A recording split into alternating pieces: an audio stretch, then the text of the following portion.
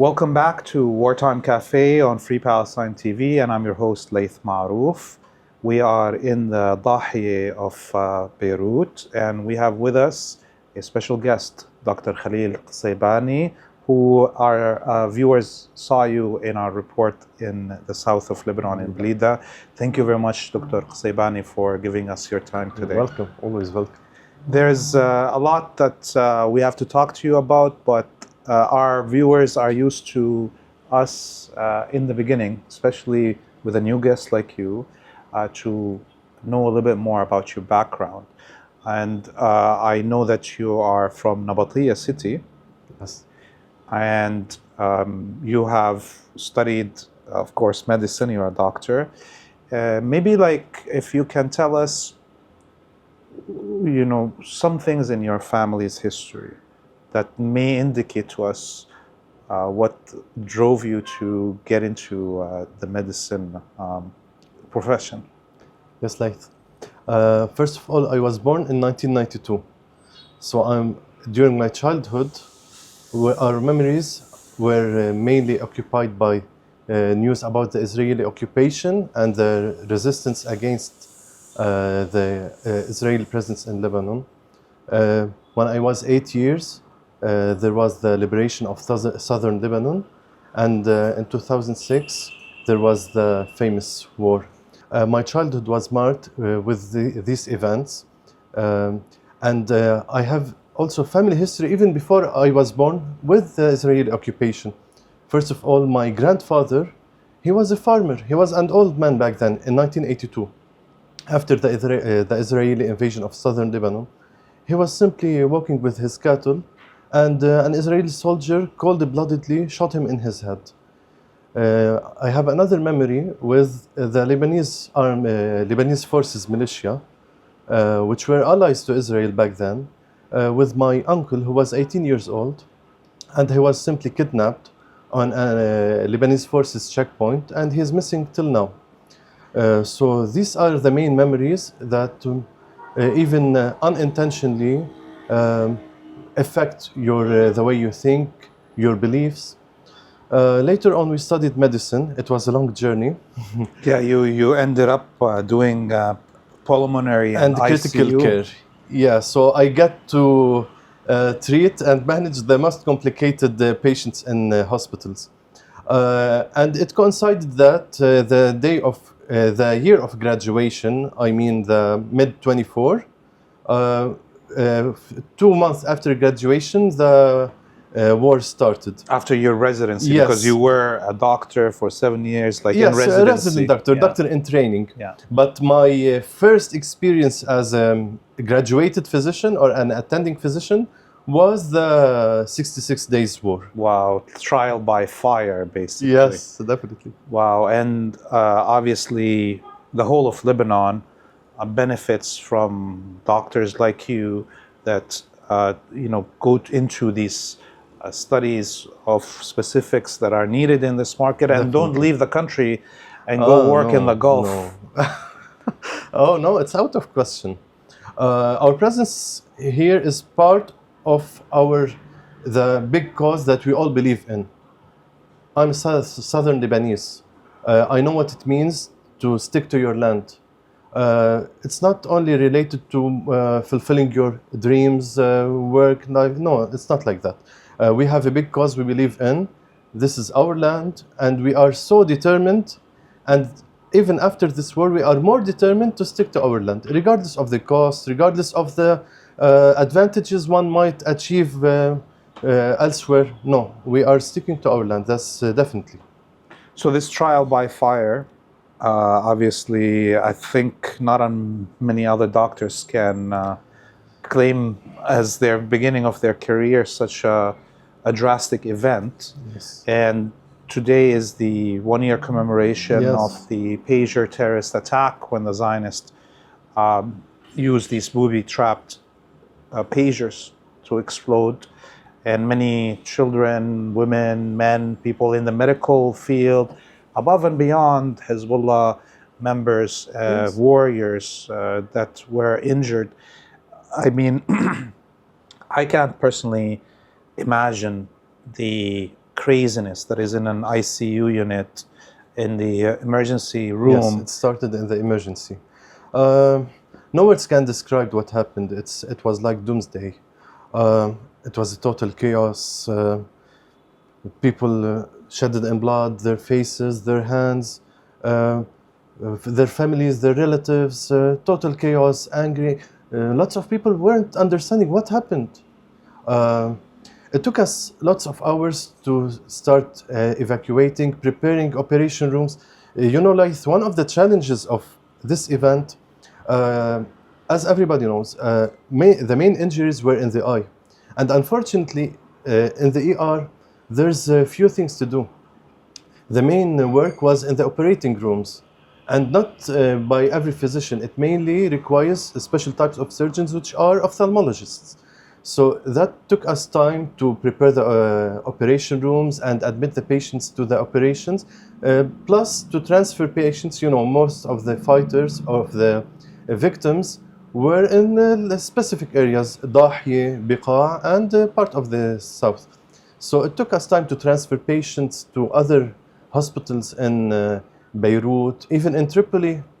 And later on, during the same night, airplanes were transferring these patients to other countries. Specifically, we have to mention Iraq and Iran. They were the main, and Syria, before the Jolani regime. These were the main countries who received these patients and provided medical care for them. But sorry, Laith, to continue. The following day, it was a Wednesday. We were still managing the pager's victims, and another wave of victims came, which were the walkie-talkies, which also exploded. The second day the number wasn't the same as the first day. Unfortunately, the number of martyrs in the second day was more. But anyway, that's because the battery that had the explosive device in it is bigger in the walkie-talkie. Yes. But also the type of injuries and the walkie-talkies was different. The pager, the main injuries were in the face because you have to hold it and press. The walkie-talkies is different. But anyway, you were still not not done with the previous wave of victims, and another wave came. So it took us time to manage all the cases. You mentioned Syria there, and I remember the field hospital that was set up by the Syrian government was attacked by the HTS and the Zionist jets also. And I think I read the news. I'm not sure if it's true, but I won't be surprised if it were true, that upon the fall of the regime and the rise of the al-Qaeda regime in Syria, I heard that Lebanese martyrs who were in hospitals being treated, they were shot in their hospital beds. And I think it's true. Well, because we saw a similar attitude in the Suwaida events recently. Yeah, they went into the hospital, the main hospital, and killed cold-bloodedly killed them, yes. Both the patients and the workers and the doctors. Obviously, Syria is a different place right now. Unfortunately. And we hope that it comes back to the liberty of its people and sovereignty that we've known for decades. Some countries are the cornerstone for the resistance in all our region, specifically Syria and Egypt. The liberty of our region as a whole can no way be fulfilled with the presence of such regimes in Syria and Egypt. Not to mention Jordan and the Gulf regimes, but specifically Syria and Egypt are cornerstone. Those definitely were the historical capitals and regions that ruled the rest of the what we would call the Arabic world. To go back to your experience that day, you were running between different hospitals. Yes. How many patients did you end up treating? Oh, hundreds, but it was a 66 days war, so definitely there was ups and downs. Some nights were calmer than other nights, but it was like waves of patients, and that makes it difficult. For example, if you receive, let's say, 10 patients per day, it's much easier than at one day receiving, let's say, 30, 40 patients, and on other days, 0 patients. But this is war.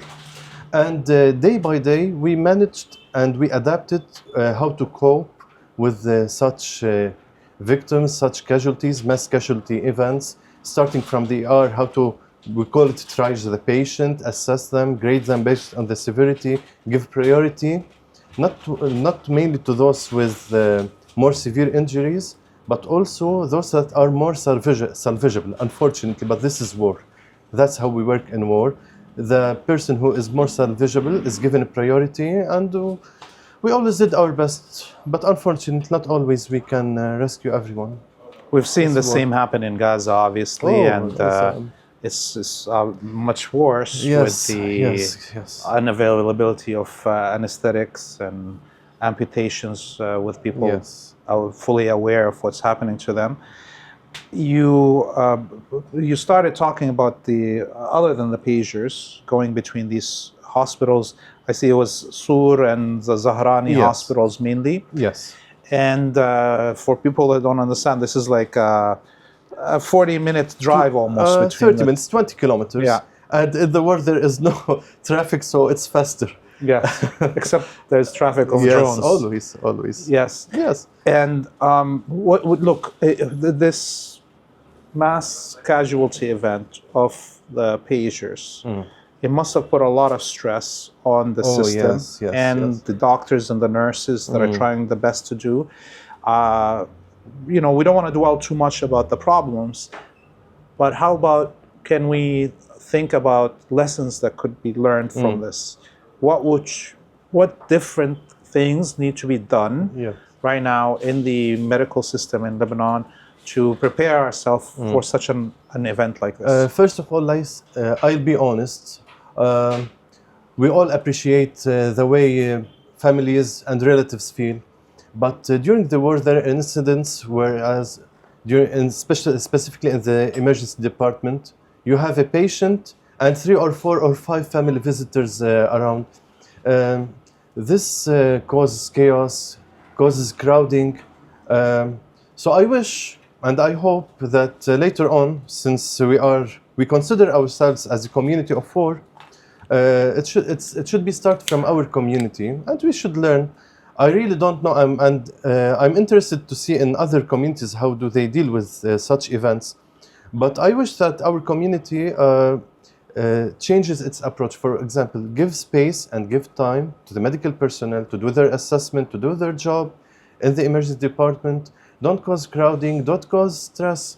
There are lots of events where medical personnel, specifically females, they were started to cry from the stress that was present. That's the part related to our community. Yeah, I mean, it's very hard to tell Arabic people, and not to mention, or Lebanese people specifically. Another thing we have to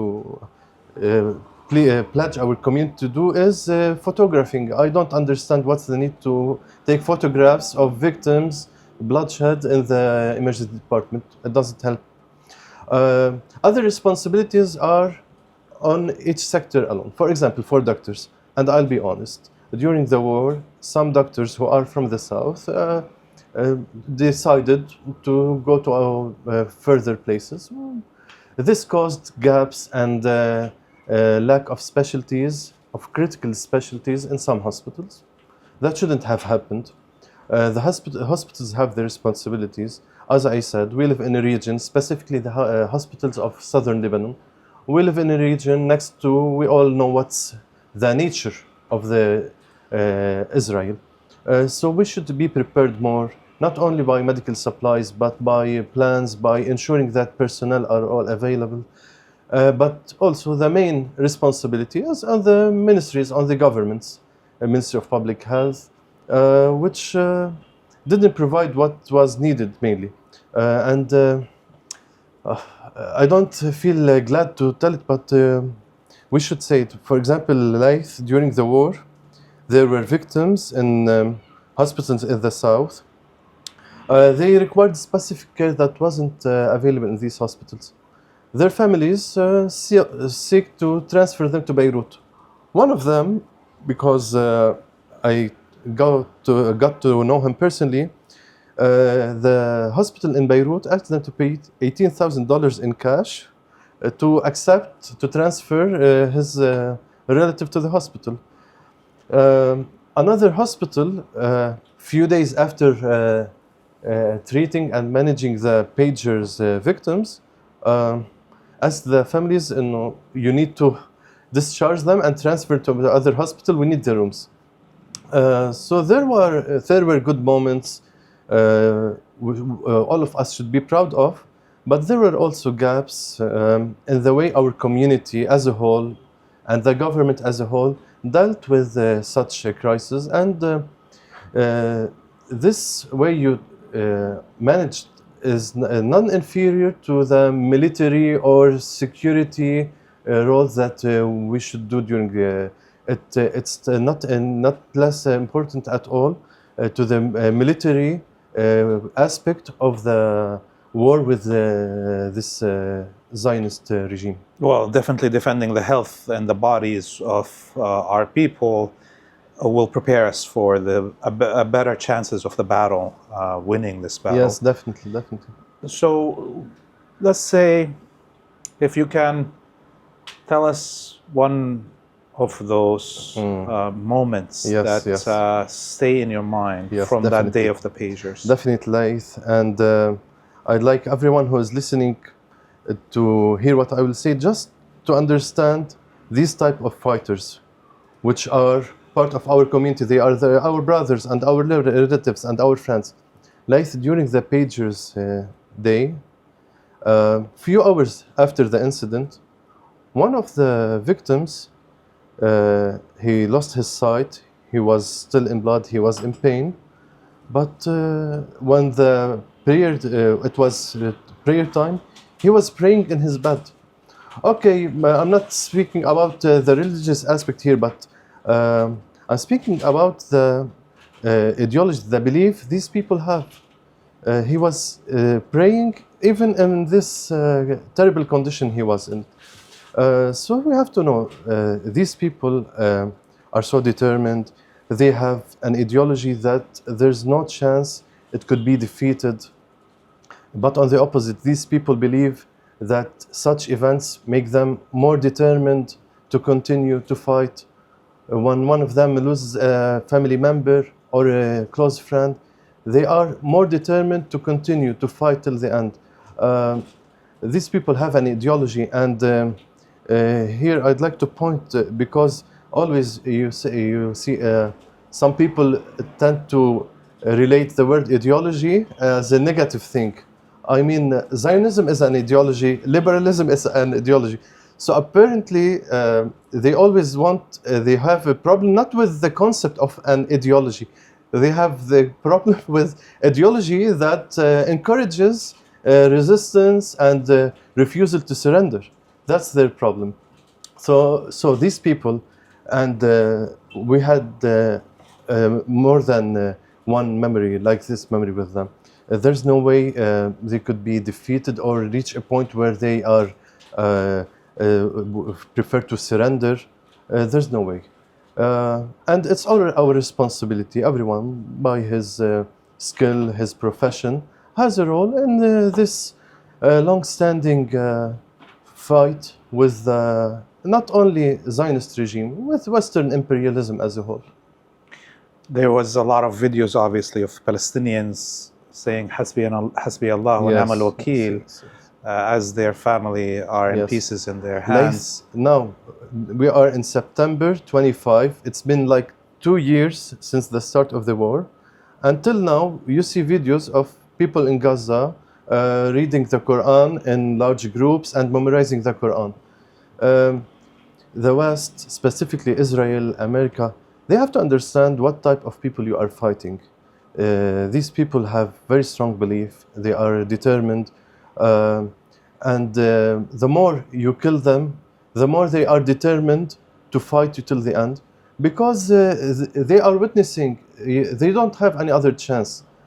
The West are not giving you a chance for, let's say, peaceful solution. The Arabs accepted a peaceful solution, and it only encouraged the Israel to go on with its killing and its massacres. And back to Syria, the new regime We all see its approach and attitude towards Israel. And what was the Israeli response? Killing, airstrikes almost on daily basis. So everyone here, regardless of what you see on social media and mainstream media, the real people here know very well the nature of this enemy. They very know the costs of this fight, but we all definitely understand that the cost of surrender will be much higher from the cost of resisting until the end. Well, obviously our enemy is saying that there's a chosen people and that they are that chosen people, and Yes. that we as Muslims, promised land. we as Muslims have to surrender to them means accepting and acknowledging that they are a chosen people. And this is why we have, you know, something like hayhat min al-dhulla. Definitely. That's, you know, and this is not even a religious concept, saying, woe's us if we accept humiliation.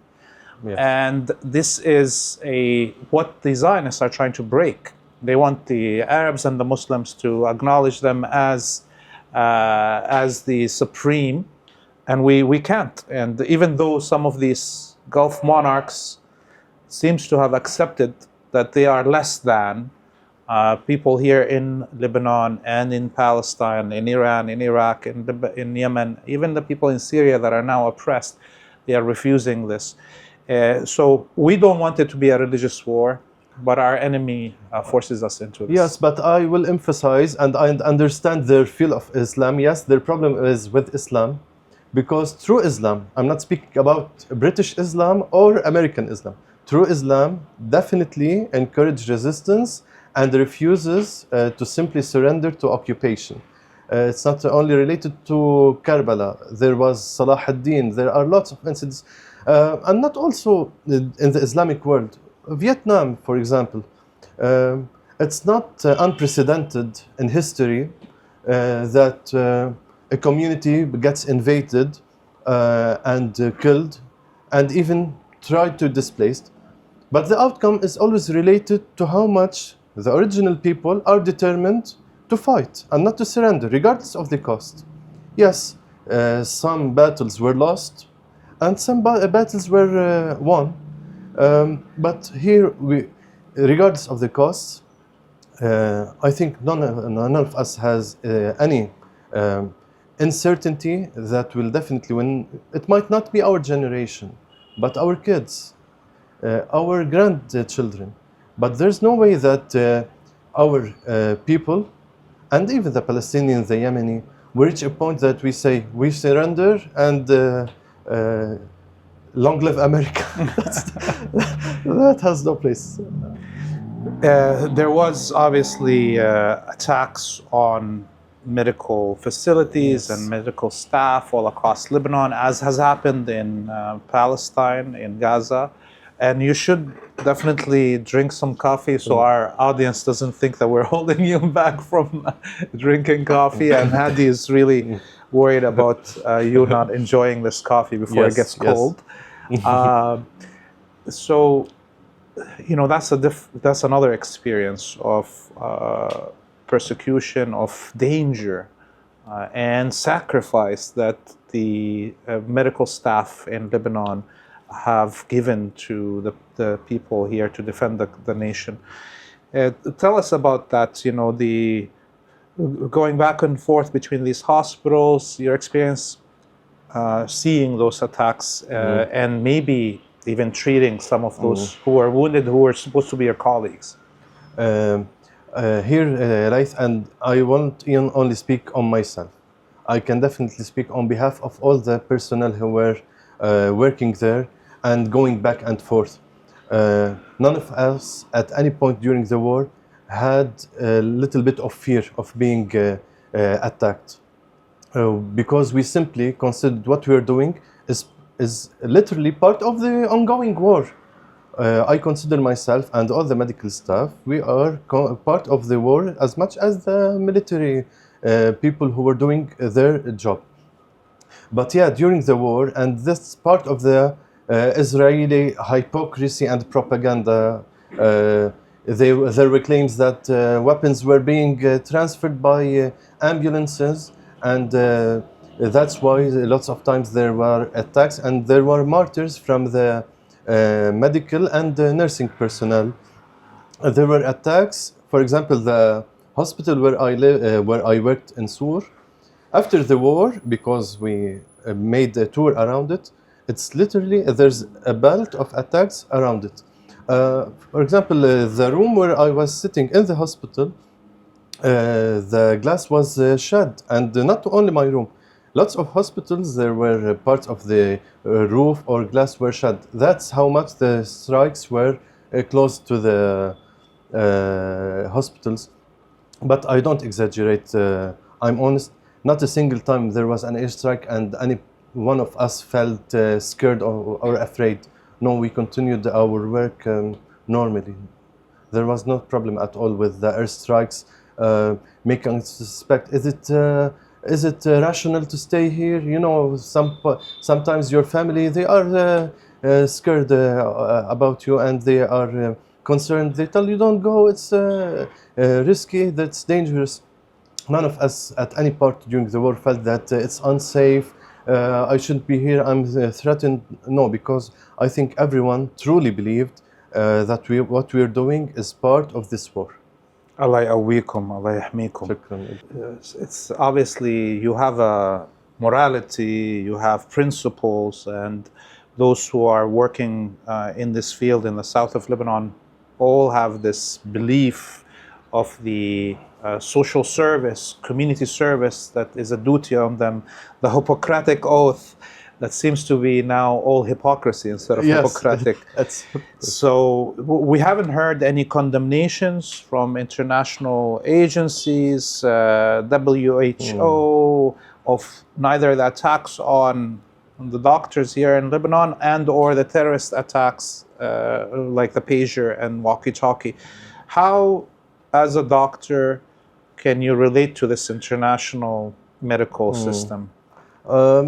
There's only one benefit from all what happened, is that we saw how much this world, especially what we saw the international community, which means the NATO alliance, how much it's hypocritic, and it encourages us more and more. Don't rely on them. Don't seek their even empathy. I'll be honest. Okay, there are rules which theoretically they are good, but on paper, no, they are just like make-up to cover the hypocrisy of this Western regime, specifically after World War II.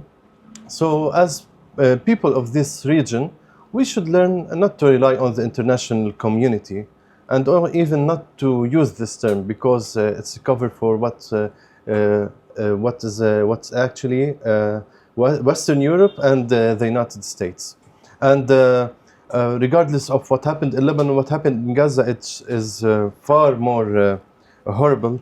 Until now, you see videos of doctors being kidnapped, being killed, hospitals being attacked. By the way, even in Daffa, in West Bank, you saw the video where a part of I think it's an Israeli SWAT team. They were dressed like veiled origin Palestinian people and like elderly, and they entered the hospital. Hospital guards. They appeared as if they are origin Palestinian people. They entered the hospital and they reached. He was.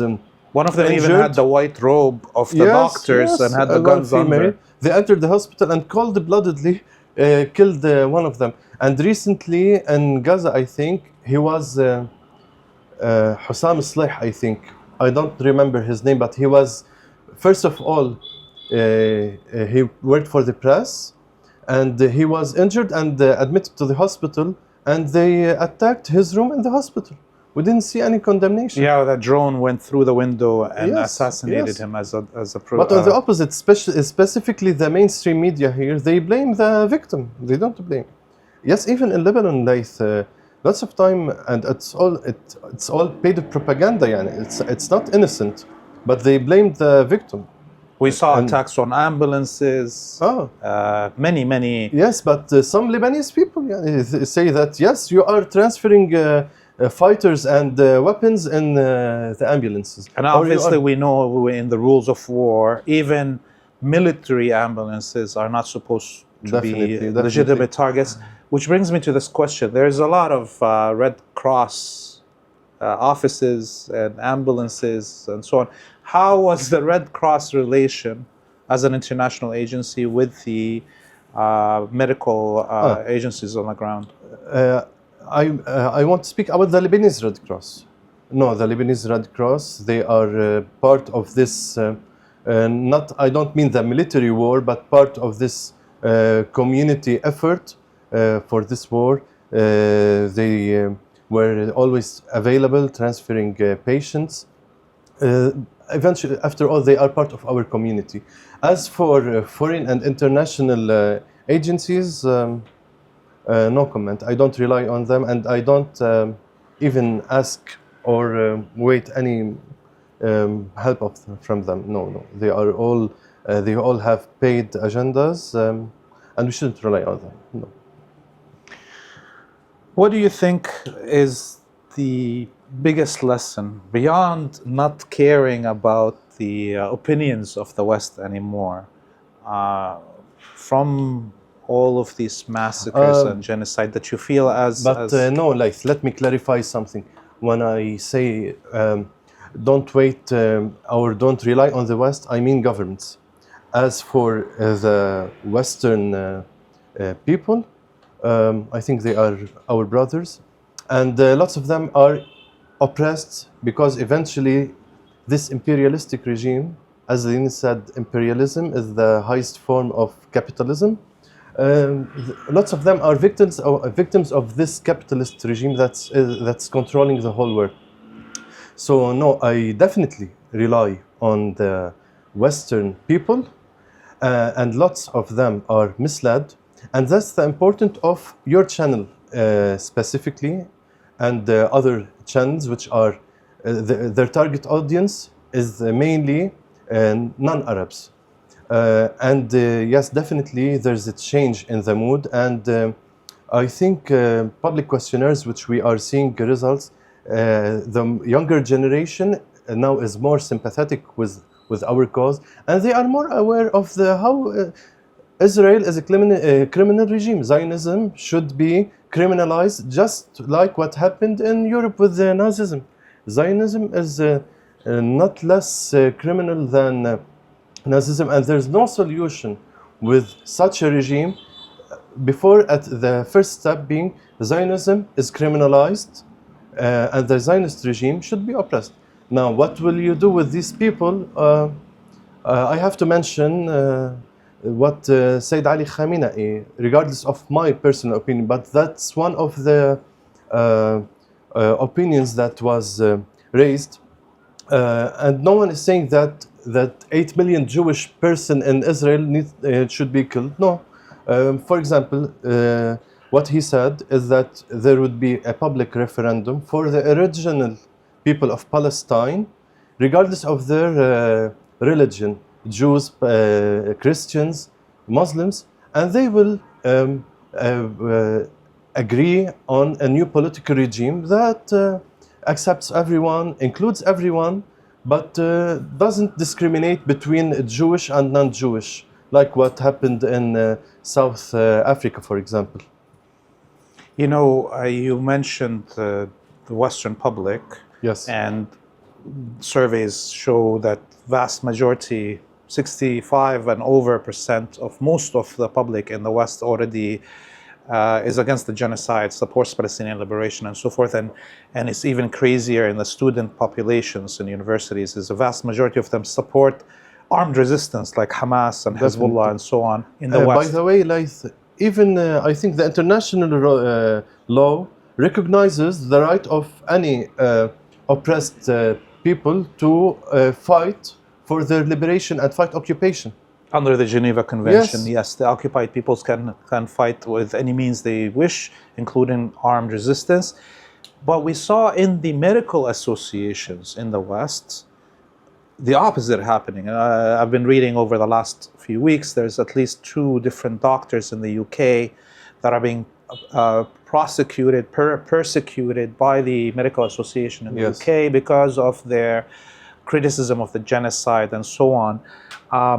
So what is the role of, let's say, the Medical Association of Lebanon here to try to change how other medical associations in the West are behaving, or their statements? Do you see any role for them in that? I think the problem is not related to the medical associations there as much as it's related to the political regimes there. Because like there are doctors who are being oppressed for their political opinion, there are journalists that are being, or university professors, we saw them being fired and publicly ashamed for their political opinions, and that takes us back to the hypocrisy of the Western regime. They consider themselves democratic, liberal, freedom.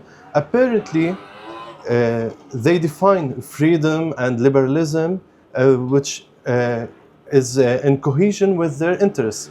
The moment your free opinion is opposite to their interests, there is no more freedom, and you can be fired from work, you can be denied visa. You heard of the doctor, she's Lebanese American or a Lebanese doctor, but with the green card, I'm not sure. During the Trump era, a few months ago, she was displaced from the US back to Lebanon just because of her political opinion.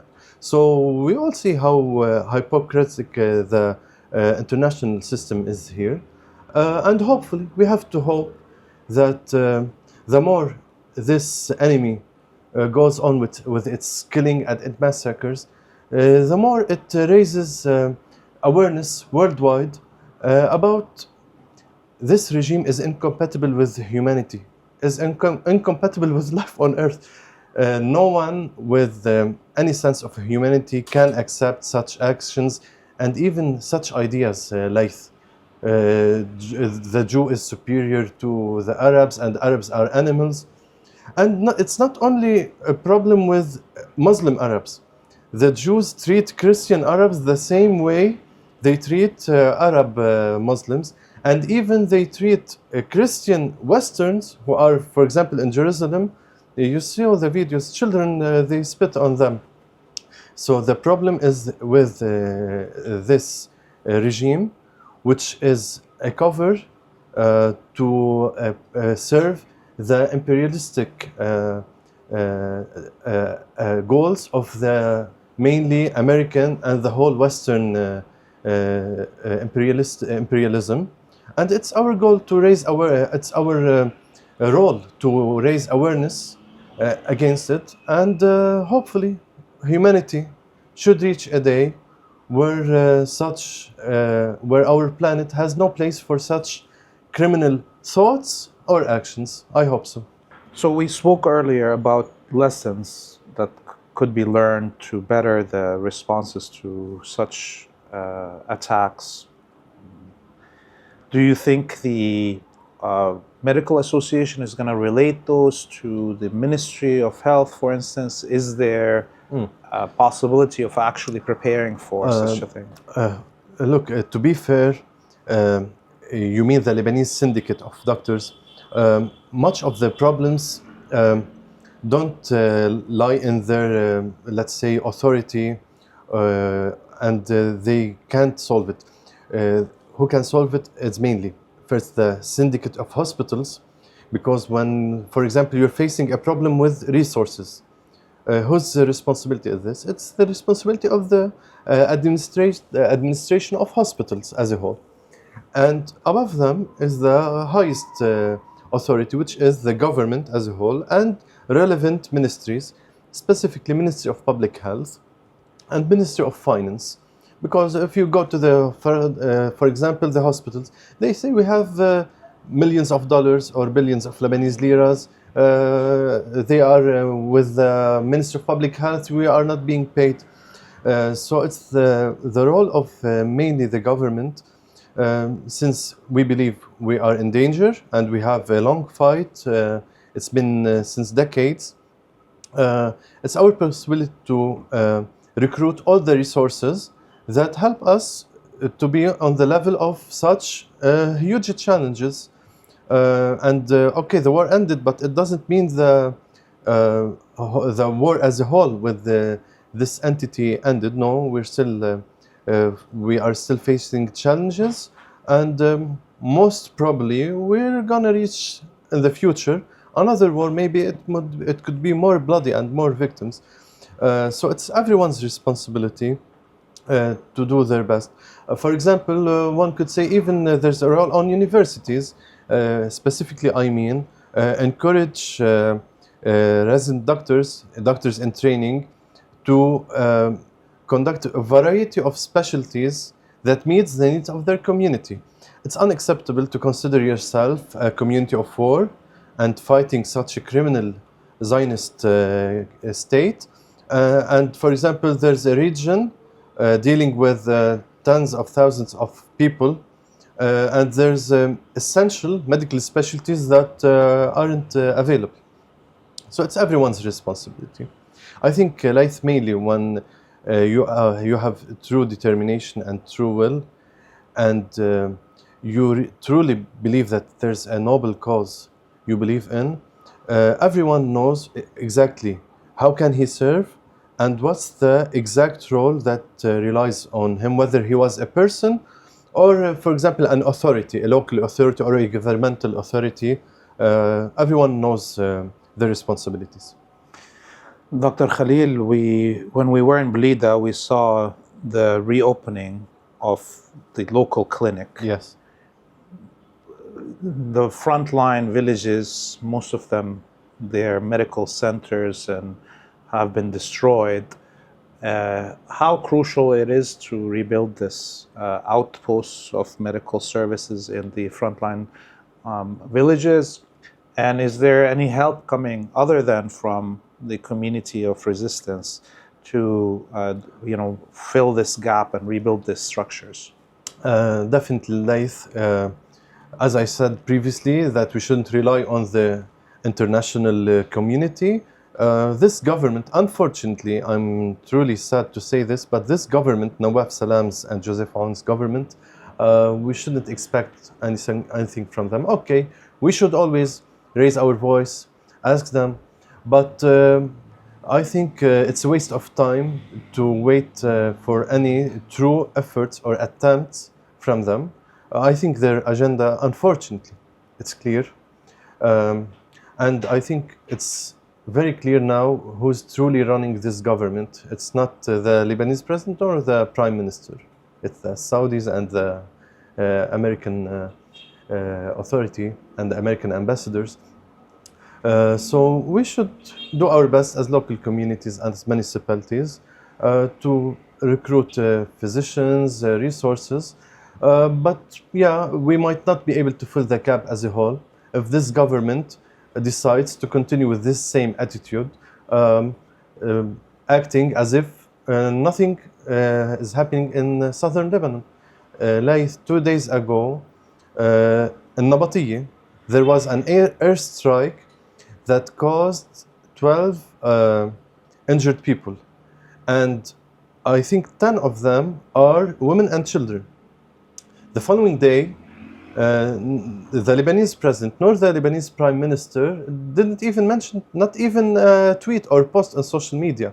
Nawaf Salam was posted about solving the garbage problem in Beirut, which is important, but definitely they are intentionally treating the South that it's not here, or maybe they are trying to press on this community that as long as this is your political decision and this is your political standpoint, don't expect anything from else. So they condemned the attack on Qatar. Yes. But they didn't condemn the attack on Nabatieh. And I love the way his accent while speaking. In the Doha summit. Wow. We wish to hear the same thing from him when the South is attacked. It's sad, like sometimes we are speaking now, but there are martyrs on almost daily basis. And it's so sad that the government, which is asking you that we protect you and it's our role, you know, this is now their main rhetoric. It's the government's role to protect you. Okay, protect us. At least condemn the attacks on us. So we shouldn't rely on them. We should rely on our own resources, our own capabilities. We should have determination and will and endurance. It's a long fight, but as I said previously, surrendering is not an option, and it's literally not an option. Even if you want to think of it now rationally, okay, I decided to surrender. Okay, you have examples, and as we said, the new regime in Syria, he decided literally to surrender. Okay, what was the response? Did they respect him, or are they daily attacking? Unfortunately, even in Syria, there are victims, there are martyrs daily. But someone is deciding not to see the truth. So we should rely on them, simply. There's definitely martyrs every day in Syria, and Yes. All that Yes, and international community that Yes. cared about Syrian women and Syrian Even minorities. the Arab Islamic Summit. Okay, there was a condemned attack on Qatar. I agree, definitely. But at the same time, there are attacks on Yemen. Okay, you did mention Yemen. Okay, then your problem is with Israel, not as a whole.